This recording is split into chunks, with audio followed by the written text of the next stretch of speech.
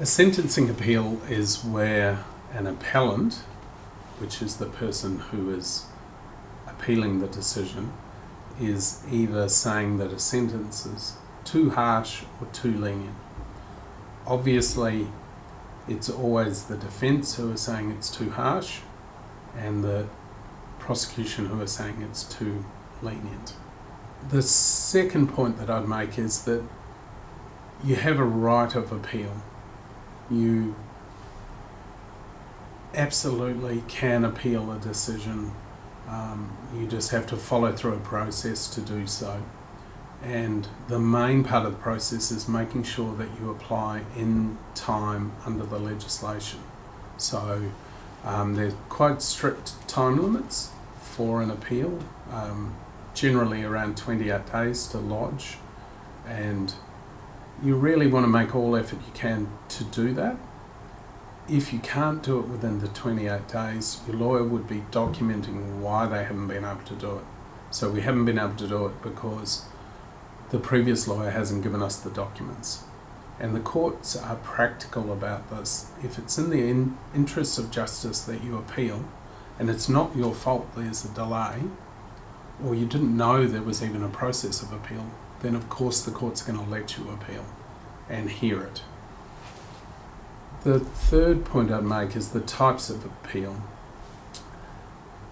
Everything turns on its own particular circumstances, but there are key sort of appeals which are that there was something manifestly excessive about the sentence, which lawyers speak for. On the face of it, it just has to be wrong. It's just too much, and for some reason the judge has made an error. You also might have an appeal on the basis that the law's been wrongly applied, or that a judge hasn't taken into account factors that are really very important in the circumstances. So they mightn't have given particular weight to the hardship on other people or the health concerns of the accused. There are also appeals that are on procedural steps, so there might be a problem with how a jury was sworn in or what actually happened in the running of the trial. One other ground of appeal is that the instructions of the client weren't followed by the barrister, or there wasn't sufficient regard to how they wanted their case put. And these are all complex. They're complex concepts. They require work and thought and experience in having run cases. So the starting point is go onto the legal website Austlii and do a find and put in your lawyer's name or the lawyer that you're going to talk to, and see how many times their name comes up. And if their name isn't appearing in the higher courts, then maybe just find someone else. And the starting point for anybody is look for people who are criminal law specialists, because there's a various criteria and exams people have to go through. And if you go to the Law Institute website, look on the list, and that's a good starting point of people who generally should understand how to do an appeal properly. The next point that I'd make is the time limits one. The 28 days, if you can, you should make sure you get your appeal in time, because it's always harder to unscramble eggs. And so you're in a position that you're up against it a bit because the decision has been made against you. You don't want to add more complexity to the problem. You don't want to make it that the first reaction of a judge is, well, you've taken 12 months to lodge this appeal. Why should I entertain it at all? So that sort of thing, you have to think about it as being an appeal is where preparation meets opportunity. You go through everything, you prepare hard, and if you're lucky, you get the opportunity to have your appeal be successful. The next thing I'd say is that there are different appeals and there are different mechanisms for appeals, and sometimes it seems very convoluted, but it's quite simple when you talk to a lawyer about your particular case. But a magistrate's court matter, you have a right to a hearing de novo in the county court. So that means you can ask for the case to be heard again if it's a criminal charge. It's effectively a replay of the case. You can also appeal from the magistrate's court to the Supreme Court if you have a point of law that you think is important. So a magistrate may have made some ruling that is just clearly wrong, and so you go to the Supreme Court and they will make a ruling, and then the matter will have to be reheard, sometimes before the same magistrate, sometimes before other magistrates.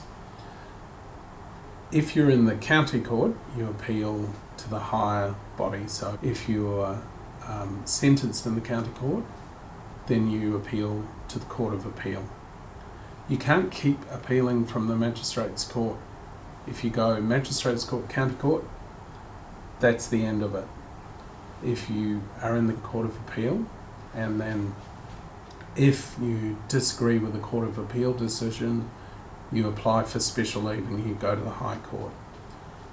The High Court are very reluctant to get involved in criminal matters, and they don't turn over many cases in their various criteria.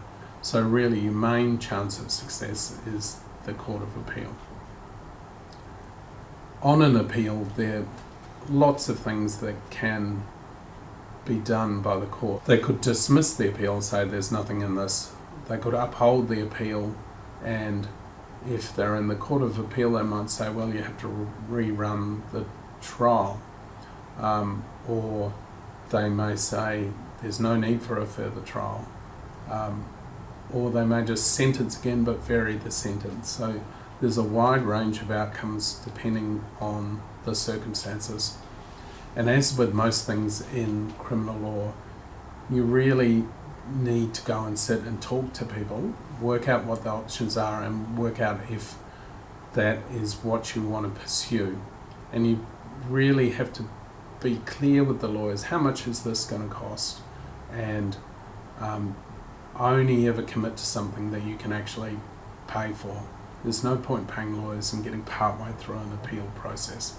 Be very clear with people about those sort of issues, because self-represented people in the Court of Appeal, the court tries very hard to help them and to be fair, but they are at a real disadvantage because they don't understand the law or the case law that sits behind it. The second to last point that I'd like to make is in relation to double jeopardy, and that's the concept that once you've been sentenced for something and the prosecution decide to appeal it, that there's a real unfairness in that process. And the court, they've watered down the law in terms of that. It used to be a lot stronger that people shouldn't suffer as much on prosecution appeals, but it still bubbles away in the process. Often on prosecution appeals, as part of the fairness, the costs are borne by the Appeals Cost Board. So a person isn't having to pay out for other people appealing a decision that they weren't going to appeal. There's also a capacity to relitigate even if you have been found not guilty, if there's fresh and compelling evidence that's been found. And that's incredibly rare, but the legislation that was put in a couple of years ago allows for that concept. And finally, the point about legal representation is ask people how many appeals they've been in. Ask them if they've been to the High Court. You don't have to just sit there and listen to lawyers. You should engage with them. You should ask them and feel confident. And then if you're not confident, walk out, go to another lawyer. Because in the end, you're the person who is being affected by this, and you've got to feel confident the person representing you understands the process.